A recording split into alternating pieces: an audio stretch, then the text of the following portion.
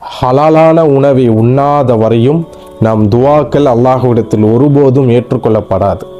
ரசூல் ஸல்லல்லாஹு அலைஹி வஸல்லம் அவர்களிடத்தில் சஅத் இப்னு அபி வக்காஸ் ரலியல்லாஹு அன்ஹு கேட்குறாங்க, யா ரசூலல்லாஹ் உது அல்லாஹு ஐ யஜஅல்னி முஸ்தஜாபத்துல் தஅவா, நான் அல்லாஹ்விடத்தில் கேட்கக்கூடிய அனைத்து துவாக்களும் கபூலாக வேண்டும் யா ரசூலல்லாஹ், அதற்கு நான் என்ன செய்வது?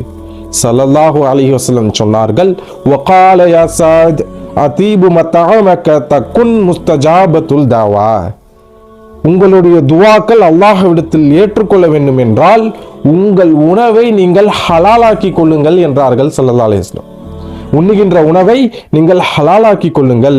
பிறகு ஸல்லல்லாஹு அலைஹி வஸல்லம் சொன்னார்கள், வல்லதி நஃப்சி முஹம்மது ஸல்லல்லாஹு அலைஹி வஸல்லம் பியதிஹி, என் உயிர் யார் கையில் இருக்கிறதோ அவன் மீது நான் சத்தியமிட்டு சொல்கிறேன், யார் ஒருவர் ஒரு பிடி ஹராமான உணவை உண்ணுவாரோ, லுக்மத்தல் ஹராம், ஒரு பிடி ஹராமான உணவை உண்ணுவாரோ, மா யுதகப்பலு மின்ஹு அமலு 40 யௌமன், 40 நாள் அவர் செய்கின்ற அமல் எல்லாம் அல்லாஹ்விடத்தில் ஒருபோதும் ஏற்றுக்கொள்ளப்படாது என்றார்கள் ஸல்லல்லாஹு அலைஹி வஸல்லம்.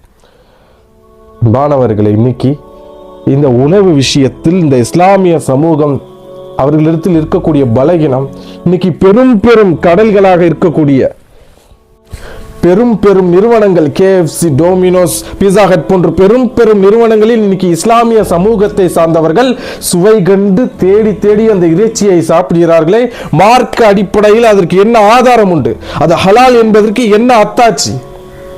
அன்பானவர்களே, ஸல்லல்லாஹு அலைஹி வஸல்லம் சொன்னார்கள், குழப்பம் இருந்தாலும் அதை விட்டு தவிர்ந்திருக்க வேண்டும். அதெல்லாம் முழுக்க முழுக்க குழப்பத்திற்கான உணவு.